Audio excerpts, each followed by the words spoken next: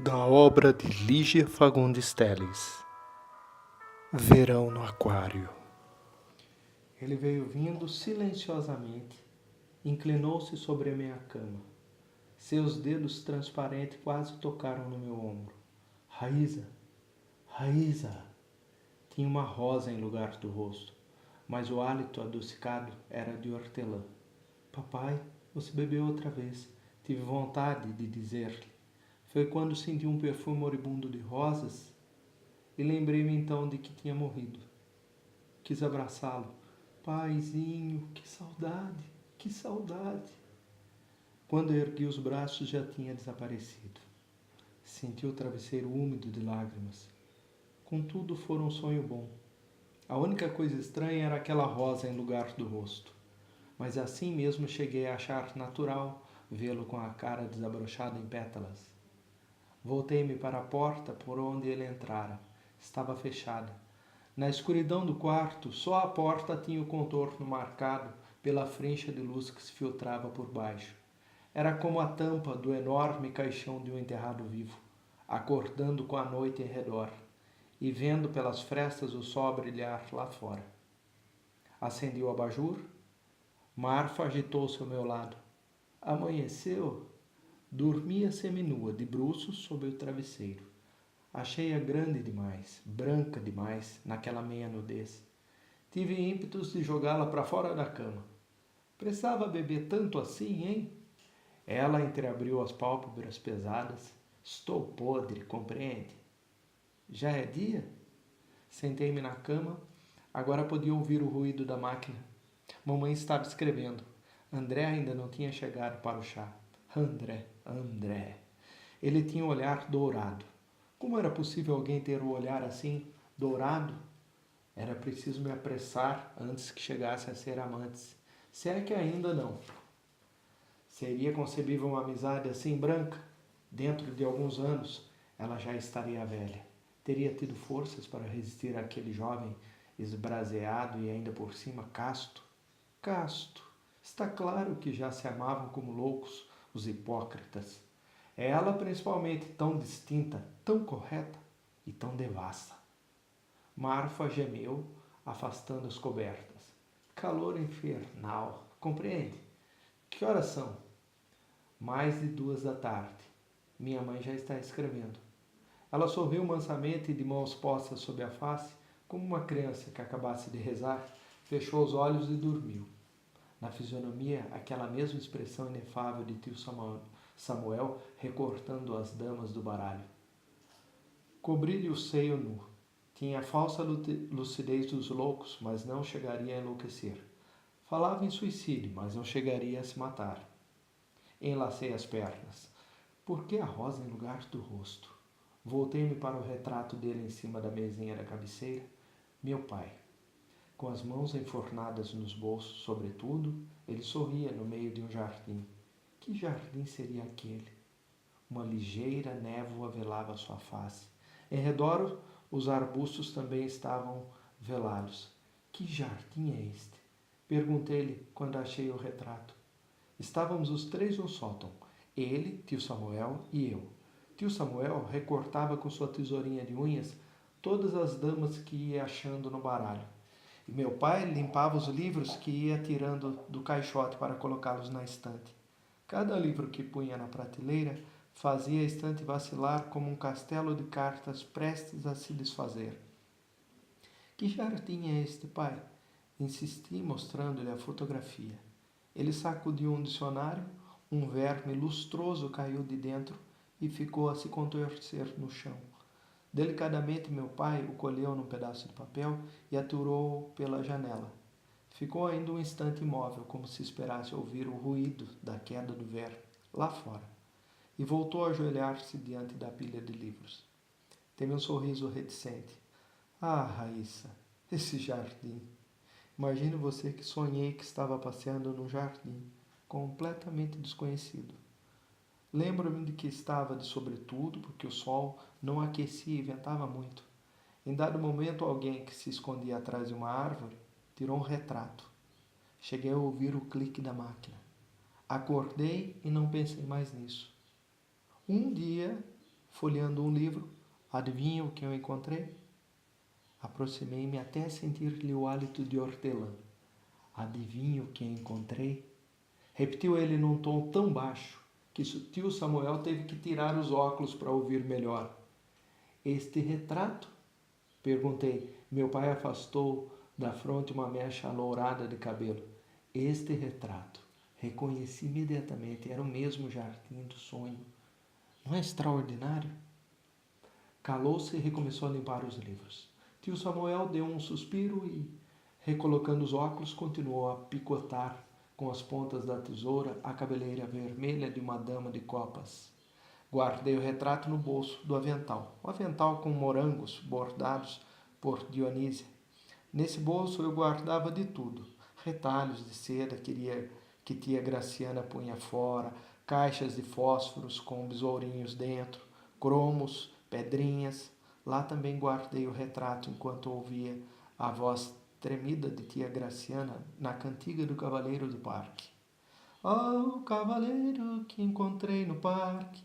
O quarto de tia Graciana ficava exatamente debaixo do sótão da nossa antiga casa. Eu poderia descer e pedir para ficar ao seu lado, vendo-a reformar no manequim de pano, um manequim peitudo que parecia usar espartilhos, os vestidos do tempo em que ela era ainda mocinha. Se tivesse sorte, poderia surpreendê-la preparando sua misteriosa essência. Fique quietinha aí, Raíssa, que não gosto que descubram meus segredos. Quando o perfume ficar pronto, o primeiro vidrinho será seu. Era emocionante vê-la indo e vindo em seu avental azul, toda atarefada com as experiências nos tubinhos cheios de líquidos turvos. E se eu conseguisse a fórmula?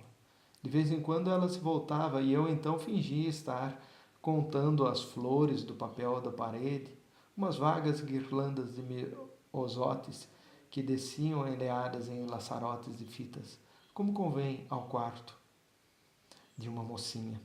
Mas de uma mocinha que passou muitos anos fora e que, ao voltar, continuou como se nada tivesse mudado, cantarolando distraidamente as mesmas cantigas em meio dos móveis caronchados e cortinas comidas por traças.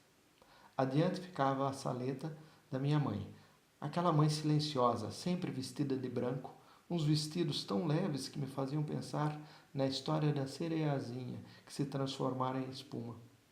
Soube bem mais tarde que herdara aqueles vestidos de uma prima que tinha morrido em meio da promessa que fizera de só vestir roupa branca até se curar. Eu podia entender. Eu podia estender-me no chão e ali ficar desenhando folhas que ela me atirasse. Pena não saber o que era esfinge para então desenhar uma. Seria esse o retrato da minha mãe. É uma esfinge, disse Dona Leonora, a mulher dos tricôs. Esfinge? Repetiu a mulher, parando as agulhas no ar. E o marido? Dona Leonora bateu com o leque fechado na minha mão. Mais atenção, menina. Trata-se de uma valsa. São fadas que dançam. Pense em fadas. E voltando-se para a amiga no mesmo tom com que me falara das fadas, é um farmacêutico fracassado. Bebe demais. Você sabia?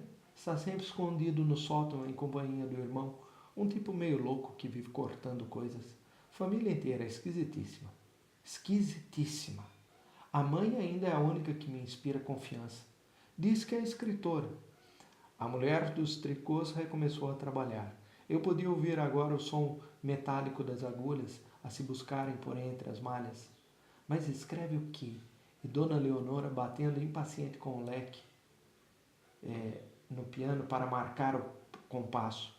Quem é que sabe? A mulher é uma esfinge. Pois eu podia deitar-me aos pés dessa esfinge e ficar desenhando. Podia ainda ir à cozinha para conversar com Dionísia enquanto ela bordava em algum pano os morangos vermelhos.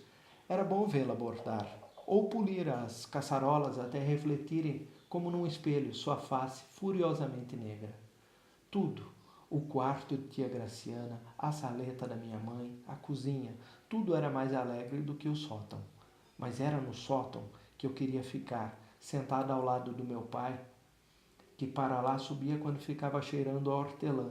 ao lado do tio Samuel, que se refugiava com sua loucura entre os móveis imprestáveis e caixotes de livros nos quais os bichos cavavam galerias insondáveis. Era ali o meu lugar, e para certificar-me disso, bastava ver o velho espelho apoiado na parede. Um espelho redondo, todo cheio de manchas porosas como esponjas embebidas em tinta. Nele eu ficava amarela também. Eu, meu pai, tio Samuel, todos da mesma cor do cristal doente, enfeixados no círculo da moldura dourada. Então meus olhos se enchiam de lágrimas porque eu tinha medo de que um dia ele se quebrasse e nos perdêssemos um do outro. Quem cuidaria do meu pai, delicado como uma folha murcha, dessas caem ao primeiro vento? E do tio, balofo, como um fruto que apodrecesse antes de amadurecer? Quem cuidaria dele? Quem? No espelho, só no espelho, eu via que fazíamos parte da mesma árvore. A árvore detestável que minha mãe aceitava em silêncio, tia Graciana, distraidamente, fingia não ver. Para que as duas irmãs ficassem em paz, minha mãe com seus livros, minha tia com suas costuras. Era preciso que os dois irmãos ficassem longe de suas vistas. No sótão, por exemplo. Sim, a casa era enorme, mas nós três não cabíamos dentro dela. Contudo, cabíamos dentro do espelho. E éramos felizes quando nos encontrávamos nele, embora parecêssemos três afogados na superfície de uma água vidrada. Por que dormi aqui? Perguntou Marfa. Abriu os olhos. O passado desapareceu com a rapidez dos vermezinhos que espiavam e se recolhiam nos furos dos livros do sótão. Encolhi as pernas e apoiei o queixo nos joelhos. Raíssa, Raíssa, ele chamara, e embora sua face fosse uma rosa, sentira-lhe o hálito de hortelã. Você bebeu demais, não podia voltar daquele jeito para o pensionato. Ela sorriu, espreguiçou-se. Não podia porque as freirinhas me adoram, compreende? E aquela velha história, a atração do abismo. Tem uma que é masoquista. Quando chego, ela vem depressa ao meu quarto e fica me devorando com os olhos, sentindo em mim cheiro de homem. E me faz cada pergunta. Um dia quase desmaiou quando viu uma mancha roxa no meu pescoço. Não sei como você ainda não foi expulsa. Nunca, meu bem. Sou para elas uma espécie de penitência, compreende? As outras pensionistas são sonsas. Quando passam a noite fora, entram de madrugada com chave falsa e chegam ainda em tempo de assistir à primeira missa. Eu não faço mistério. Pois é, esta ovelha mais amada. A vida inteira faço. Lidei com freiras. Tenho um jeito todo especial para levá-las direitinho. Quando a madre perde a paciência, cai em tamanha depressão que ela chega a recear que eu enlouqueça como meu pai. E me perdoa. É da maior conveniência ter, às vezes, um pai louco. Sonhei com meu pai. Ela virou-se de bruços na cama, a cabeleira negra espalhou-se no travesseiro. Pois eu não tenho morto nenhum para sonhar. Nem me lembro das feições da minha mãe, compreende? Sei que tinha cabelos também pretos, que era meio estrábica como eu. Só isso que sei. E se amanhã meu pai morrer, pensarei nele apenas como num homem que me dava medo quando eu era criança. Mas que agora não me provoca mais nada, nada. Que me importam os mortos? Eu também vou morrer, compreende? E quero saber agora se alguém vai lembrar de me pôr no sonho. Acendi um cigarro, minha mãe me velaria com uma expressão magoada, mas distante. Não precisaria nem de chazinhos, nem de amigos, as amigas que por sinal nunca teve. André chegaria em silêncio e ficaria ao lado dela, vigilante. Então ela descansaria no regaço, as belas mãos serenas, e ficaria me olhando, apenas olhando. Meu perfil, vago como um fio de linha desenrolando no ar. Meu perfil não conseguiria comovê-la, tampouco minhas mãos falsamente compungidas, nem meu corpo apaziguado. Ela me olharia como olhou meu pai morto. E de tudo que fui, de tudo que fiz, conservaria apenas a lembrança, talvez, do reflexo da chama da vela em meu cabelo. De tudo ficaria apenas aquele efeito de luz no meu cabelo, e que um dia ela poderia aproveitar num dos seus personagens, um personagem louro que morreu jovem. Ele veio me acordar, mas não pudemos conversar. Como os mortos são solitários. Meu Deus, como são solitários. Marfa levantou-se, deu alguns passos, arrastando-a em direção à porta. Vestia apenas o paletó do meu pijama. As pernas, muito brancas, vacilaram. Fez então meia volta e desabou novamente na cama. Tenho nojo dos mortos, compreende? Porque, por mais que se ame o morto, é preciso prender a respiração para beijá-lo. Na noite que tomei aquele tubo, vi bem como Eduardo fez. Nem morta eu estava, nem morta. Quis viver quando vi então que estava morrendo sem ter ninguém ao menos para me segurar a mão. Fez uma pausa e, baixando a voz pesada, um pouco rouca: você se lembra daquela história da ânfora de lágrimas? As lágrimas que o príncipe chorou pela princesa foram tantas, tantas, que a ânfora até transbordou. Pois o anjo que for incumbido de recolher as lágrimas chorarem por mim, terá que se valer de uma fonte, compreende? A tia faria uma bela mortalha, eu disse, e não pude deixar de sorrir ao pensar em tia Graciana, toda entretida com os retalhos de tafetás e rendas, cozendo com seu ar distraído a mortalha de virgem. Não chegaria a cantar, mas de vez em quando, ao pregar um alfinete nos panos ajustados no manequim, mentalmente repetiria o estribilho da canção do Cavaleiro do Parque. E por mim, quem choraria por mim? Não minha mãe, nem André, pálido, os maxilares contraídos, mas os olhos secos. Nem tia Graciana, com mais vontade de sofrer do que sofrendo realmente, meio assustada com a sensação de alívio que teria ao me ver solucionada, afinal, sobre o problema resolvido, respingaria um pouco daquelas suas essências. Deus sabe o que faz. Dionísia ficaria pensando na menina que ela levava pela mão nos dias de procissão, choraria sentimentalmente, mas com saudades da menina, apenas parecida com a morta ali na frente.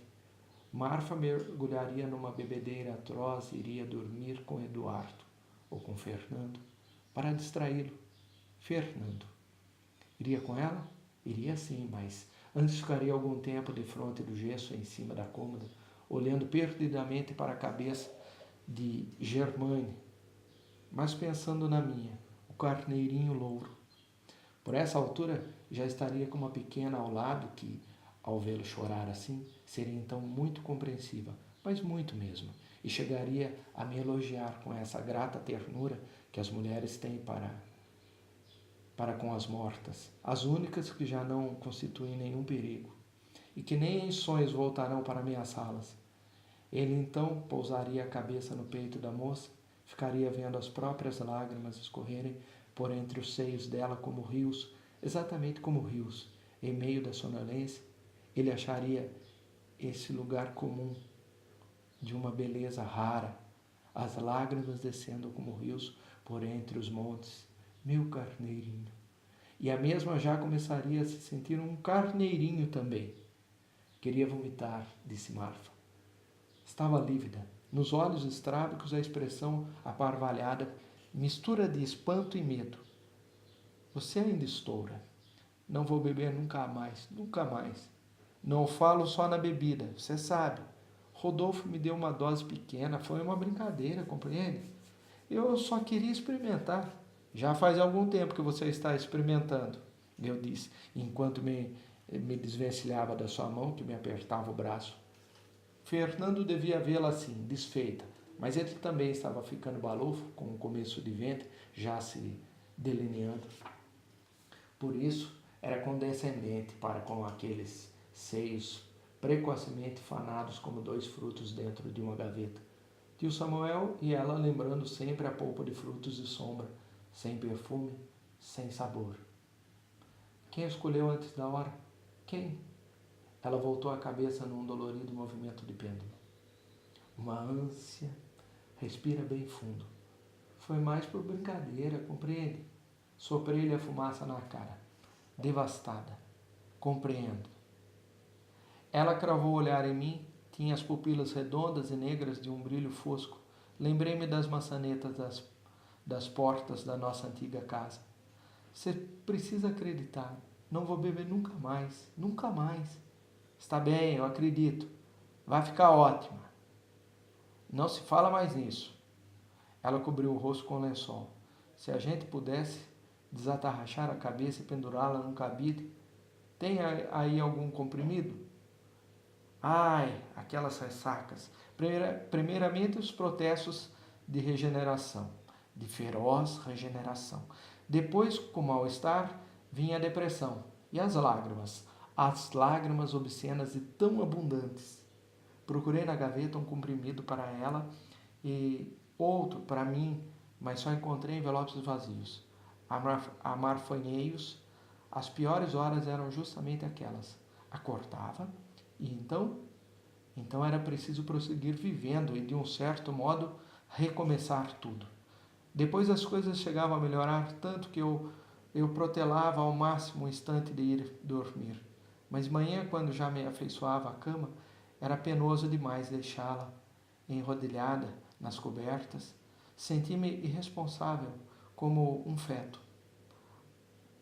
Arrancar-me dali era sempre um ato de violência. E, além de tudo, já não era manhã, entardecia. Se ao menos minha mãe parasse um pouco de escrever, se descansasse por um minuto que fosse, aquela máquina implacável. Revolvi a gaveta na esperança de encontrar um tubo que tia Graciana me emprestara, o rótulo cheio de promessas maravilhosas, pronto alívio de dores, nevralgias, resfriados. Não o encontrei. Na antiga desordem, apenas os objetos de sempre. O isqueiro, que não fazia fogo. A piteira chinesa. Uma pasta com retratos, um caderno que comprara para nele começar um diário e 2 cartas de Fernando, que tinham escapado de dentro do caderno. Nem eram cartas, mas bilhetes, escritos apressadamente. Abri o primeiro, a letra densa, firme. Raíza, não fique triste. Foi mais um instante de abandono do que de amor. Meu carneirinho tonto, amarre a fita no pescoço e venha já me ver. Tinha sido há 3 meses, fui entrando pelo apartamento adentro, com 2 latas de tinta debaixo do braço, ia pintar o quarto de azul claro. Estava escrito no anúncio que era facílimo. Começaria a trabalhar bem cedo. Quando se voltasse à noite, já encontraria tudo pintado. Uma surpresa. E fui eu quem a teve quando resolvi entrar sem bater. Os 2 ainda estavam deitados, fumando. A conversa frouxa, a carne frouxa. Marfa foi a primeira a sorrir, então Fernando também sorriu. Guardei o bilhete dentro do livro, numa página marcada com uma flor seca. Havia uma data escrita à tinta numa das pétalas, 15 de maio. O que significava aquela data? E quem guardara aquela flor ali? Sacudi Marfa. Você sabe o que aconteceu no dia 15 de maio, hein? Responda. Ela gemeu sob o lençol. Não tenho a menor ideia, compreende? Não atormenta. Inclinei-me sobre ela e aproximei a brasa do cigarro de seu braço. Quando a penugem escura se contraiu como um bicho, ela encolheu bruscamente o braço, descobriu o rosto. Raíssa, você me queimou! Senti a boca marca. Esmaguei o cigarro no cinzeiro até vê-lo engolir a própria brasa. Foi sem querer. Veja se dorme, acrescentei limpando minha testa úmida de suor. Se quiser, tia Graciana telefona às suas freirinhas para dizer que você não pode ir hoje, que está doente, doentíssima, e que em seguida me matei, sussurrou. Ela, em meio de um bocejo, sabe, Raíssa, descobri outro dia que a gente só se mata por causa dos outros, para fazer efeito, dar uma reação, compreende? Se não houvesse ninguém em volta para sentir piedade, remorso, etc. e tal, a gente não se matava nunca. Então descobri um jeito ótimo: suicidar-me e continuar vivendo. Largo meus sapatos, minha roupa na beira do rio, mando cartas, desapareço. Para voltar em seguida. A gente sempre volta. Ela fechou os olhos, seus traços então se suavizaram e uma certa beleza chegou a aflorar em sua face. Ali estava ela, recortada contra a brancura do lençol, um braço nu pendendo para fora da cama, o outro completamente coberto como se tivesse sido amputado na altura do ombro pela tesourinha de tio Samuel, a dama de paus. Você não visitou mais seu pai? Tenho nojo daquele sanatório, compreende? Levantei-me e escancarei as janelas. Um raio de sol varou o quarto. O azul do céu era tão vivo que tive vontade de gritar. Eu era jovem e tinha o sol, e tinha Fernando. Ah, era bom viver com a cara fundada na vida, sem perder nada, nada. E amar como os bichos amam, naturalmente, sem complicações. Amar, amar sempre. Pregara Santo Agostinho certa vez, Fernando falara nisso, mas na altura do contudo, vede bem o que desamar. Nessa altura, ele fizera uma ligeira alteração no pensamento do santo. Não importa o objeto do amor, aquilo que a gente vem a amar, disse, ele carregando nos R's, amar. A forma não interessa, o que interessa é a essência, é entregar-se com a força e a coragem, principalmente com a coragem, de substituir o seu objeto do amor quando chegar a hora. Duração eterna, laços indissolúveis e outras coisas igualmente melancólicas ficam para os personagens do livro da sua mãe. Acrescentou ele com um sorriso. Umas mulheres tão maravilhosas. Alimentam-se de mel e orvalho. São possuídas nos bosques por homens mais maravilhosos ainda. Tudo assim tão nobre, tão espiritual. Sei, mas a gente também tem um tubo digestivo. Os personagens da minha mãe, os jovens, tinham sempre um pouco de André, nos maxilares apertados, na paixão do olhar, tão contidos e graves, de uma gravidade absurda, amordaçando os mais saudáveis impulsos. Ai, os quase padres, 10.000 vezes piores do que os padres, todos com aqueles ar de renúncia, autoflagelação. Por que teriam que ser assim? Apoiei-me à janela. O calor. Por que tanto calor? Relaxei os músculos. O sangue circulava agora, em mim, como um rio soturno que chegasse apenas até minha cintura. O resto do corpo, na faixa de sombra, era como se não existisse. Abri a boca para que o sol me penetrasse também, como um rio misturando-se a outro que corria nas profundezas. Assim eu deveria amar, com a simplicidade com que me entregava agora ao sol, deixando-me levar, sem resistência, mergulhada até os cabelos naquelas águas. E se isso era bom, onde estava o mal? A brisa soprou mais forte. A camisola colou-se ao meu corpo. O mal. Sim, eu sabia muito bem onde ele estava. Era aquela insegurança, aquela ansiedade, a sensação de areia movediça fugindo debaixo dos pés. Tinha Fernando mais. Queria André, ou melhor, nem Fernando eu tinha, que Fernando era casado, pior do que casado. Era livre, o homem mais livre do mundo. Podia ter 20.000 esposas, 20.000 filhos, como os patriarcas bíblicos, e continuava livre. O que interessava era amar.